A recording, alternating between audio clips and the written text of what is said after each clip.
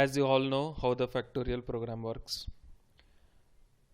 Factorial program means the number is given, we need to find a factorial of that number. So if what is factorial, if they ask, so you can tell it is the product of all positive descending integers. Product of all positive descending means 5 into 4 into 3 into 2 into 1. It is the product of all positive descending integers is the factorial. Factorial of n is the product of all descending integers. So here I had given the definition of the factorial as well as the recursion. What is recursion, what it will do, and means what it will go inside the function again and again. Calling the same function again and again is in the form of recursive. Okay, so next here the coding is there. A simple coding, not much complicated, and you know how it works also. First, it is compulsory to initialize globally the function. Next, int main function is there, and here I have taken n and f as a factorial, which will give the result. N is a variable, f is a variable, but in terms of factorial. So enter the limit. If I enter 5u, what it will do, it will fact of n will start working. Fact of n, what it is there, fact of n is nothing but fact of 5u. N value is what, 5. So this is a calling function. It will call this function, that is this function it will call. So fact of 5u, just a minute, fact of 5u. In this fact of 5u, what it will do, it will go here, n is equals to 0. What is the value of n? 5u. 5 is equals to 0. Is it true? False. 5 equal to 1, true? False. No. So next what it will do, it will not execute this return 1 because it doesn't satisfy the condition. So what it will do, it will move to the else part.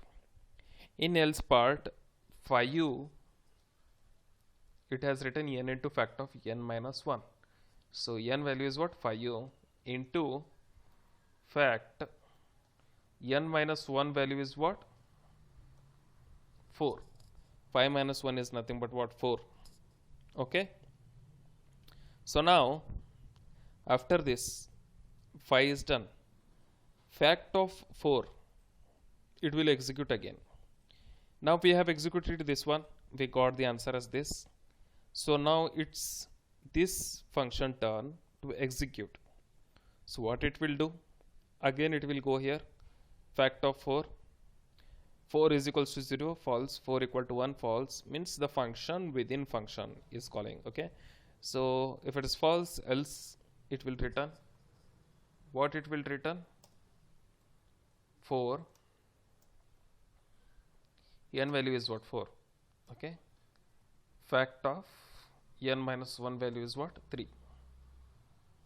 Understood? The same thing follows for fact of 3 also. What it will do, 3 into fact of 3 minus 1 means what, 2. Okay, and the same thing for 2 also, 2 into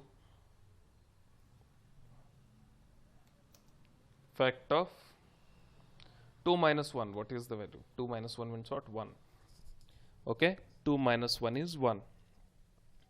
Now again this function is called fact of 1.